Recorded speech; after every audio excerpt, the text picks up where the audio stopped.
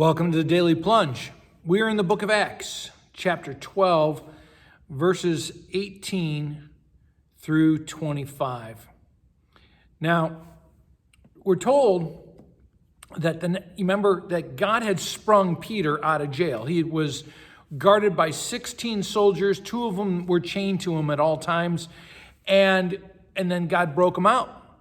Well, the next morning it says that there was no small commotion about what happened. And these 16 soldiers were brought before Herod and interrogated. Now, we may have some concern for these guys, but I would encourage you to consider that these soldiers who guarded the prison were not nice guys. They were engaged probably in the torture and the abuse of prisoners. It's just a par for the course, just part of their daily work. And because Peter had escaped from prison, they're terminated, and they're not given a pink slip. They are given, they're executed. They're put to death. And to recognize that they are part of a corrupt system, and this is part of the playing out of that system. Now, it goes on to say that Herod goes up from his palace in Judea up to his palace in Caesarea, and he had been quarreling with the city-states of Tyre and Sidon, and there's a delegation there trying to work things out with him. And what is the trade dispute over? Food. King Herod has been holding back food, and so this is a real delicate situation. And I think about how often we are willing to compromise ourselves all for economics.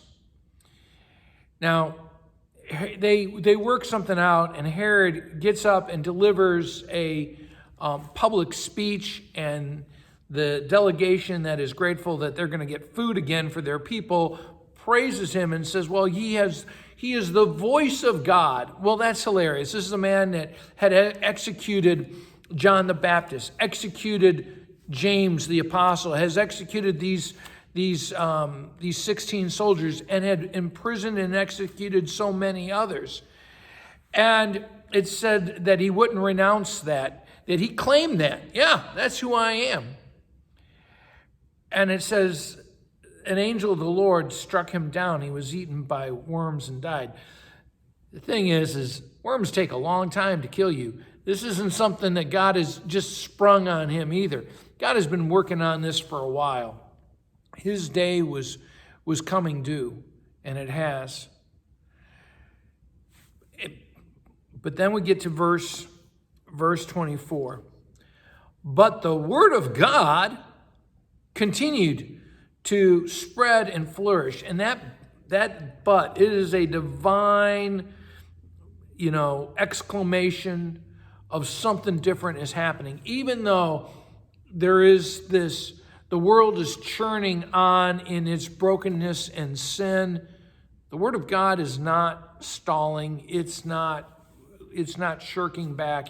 It is moving forward because it's empowered by the Spirit of God. And what about us in our own day and age? There's a lot of things that distract us in the news and what's going on around us.